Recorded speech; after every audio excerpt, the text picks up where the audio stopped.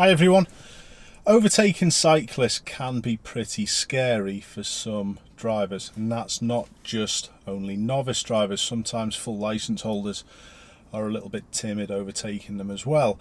And this is a viewer's clip of such an incident, and it actually causes a fair bit of danger with people behind overtaking because the viewer was maybe a little touch hesitant. Let's have a look at it.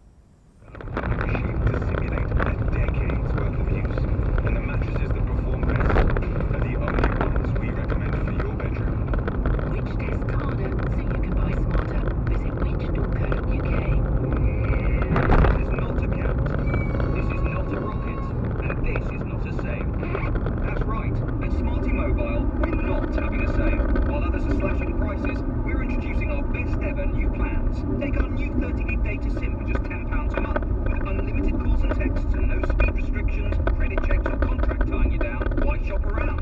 New plans, great value. Now that's Smarty. Grab yours today. Search Smarty Mobile. See smarty.co.uk for terms. Make Ferrari a breakfast on LBC. With Zero, accounting software compliant with Making Tax Digital. When councillors saw the campaign as will, the idea of making your car free within 3 years actually work. 8:34, let's ask Tom, who's in York. Tom, you're on the radio. Good morning. Alex, What do you make of this idea? York is a source of pride a little progressive in the respect that it's got quite a small council boundary with the city of York itself. The area surrounding the inside is quite rural. So what was your first thoughts on that? The cyclist was obviously going quite slow, and it was an awkward situation on a maybe country road, a bendy country road, maybe with a higher speed limit. So it was pretty awkward. But could the camera or the viewer who sent this in, thank you very much, could they have done anything differently? I'm going to deal with the other vehicles overtaking the camera shortly, but for now I just want to have a little look to see whether there was anything that the camera could have done a little bit better. First of all, have a look at the date at the bottom of the screen. So it's only the 2nd of January, so I'm presuming that the weather may very well be pretty cold. And if we look at the road conditions, they look pretty greasy. We're under a lot of overhanging trees, which can also make the actual road slippy. On seeing the cyclist, the camera has had to deal with the van, who's obviously tailgating. But it is at this point where I would be positioning a little wider to the right to get a better view round the cyclist. By positioning to the right hand side of my lane, or even if it was safe, slightly on or over the white line would increase my view and give me an idea whether it was safe to go round the cyclist. But the camera decides to stay tucked in his lane, and the other mistake they make, they get way too close to the cyclist.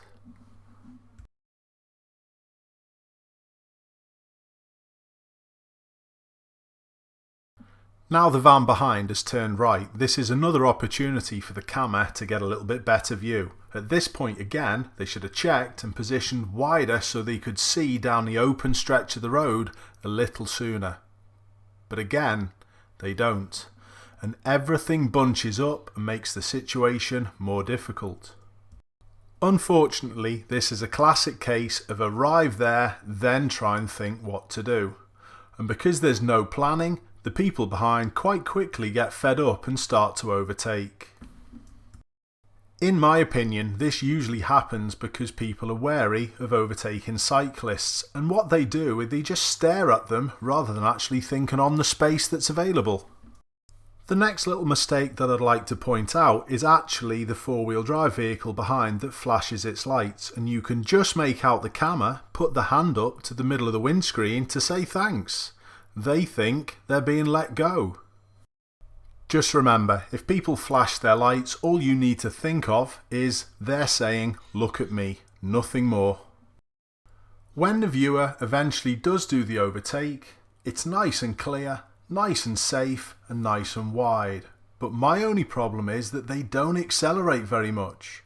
Get it done and get past to a safer stretch.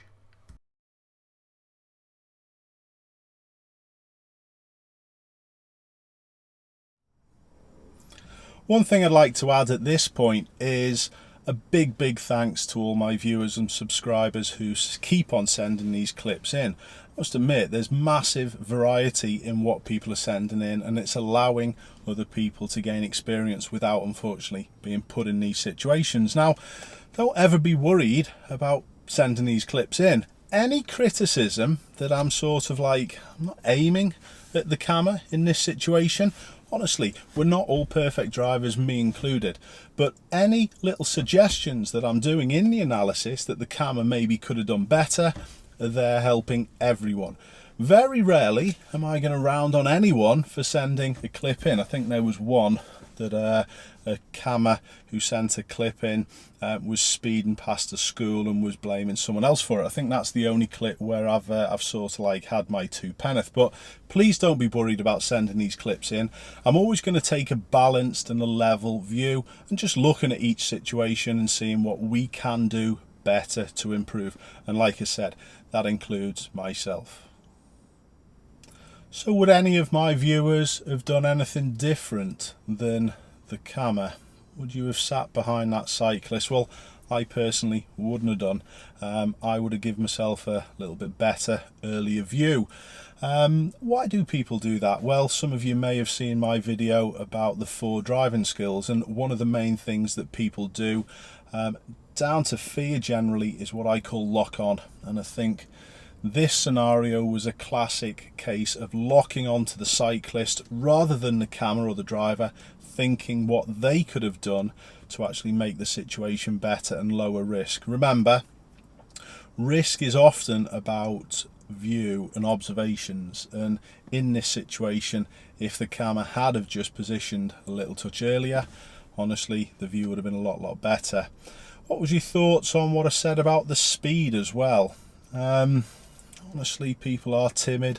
Maybe they're thinking, well, I can't go too close to the cyclist at that speed. Well, that's good.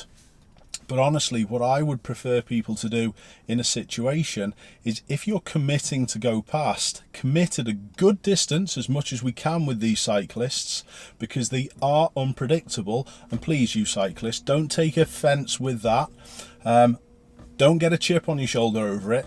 You are unpredictable because you may move around potholes. You may very well move around grids without giving drivers or other road users any idea that you're going to do that. So it is something that drivers do have to be careful of. But what I would say is give the cyclist loads of room, as much as we can. And if you get an opportunity to actually use gas or power to clear the scenario, do so. I think this camera could very well have put the foot down and actually cleared the situation a little bit quicker. Now, let's go and have a little look at the other people who overtook the camera, because honestly, they were the ones who were really putting this situation at risk for everyone.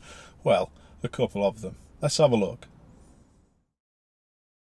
Right from the off, the vehicles that are behind probably added to this situation. This van was way too close, and that probably pressured the camera into doing things incorrectly. If you drive in this way, all you'll do is end up holding yourself up. This van does exactly the same. And I must admit, this dashcam does make the van look extremely close. Usually it's the other way around.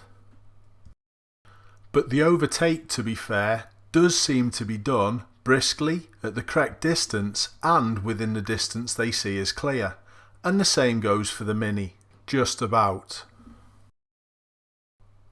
Although the Volkswagen flashes his lights correctly to warn he's going to do this, I think this is pushing it big time.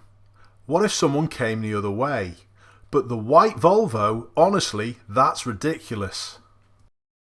Overtaking can be so dangerous. Just make sure that you only do it when it's absolutely 100% clear.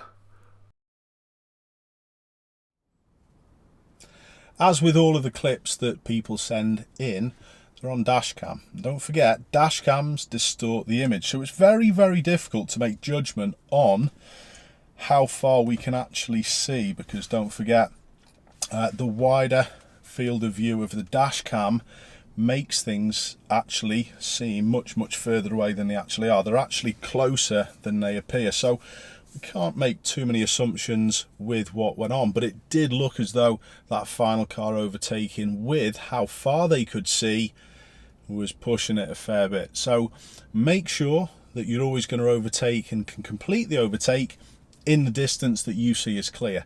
Never take any risks and any gamble. Must get in front of that cyclist. No, all you're going to do is cause massive, massive problems. I do have another analysis clip coming up over the next couple of weeks where a big accident is caused by someone overtaking. So tune in for that. As always, thanks a lot for watching. Please let us know what you think in the comments, and I'll see you all soon.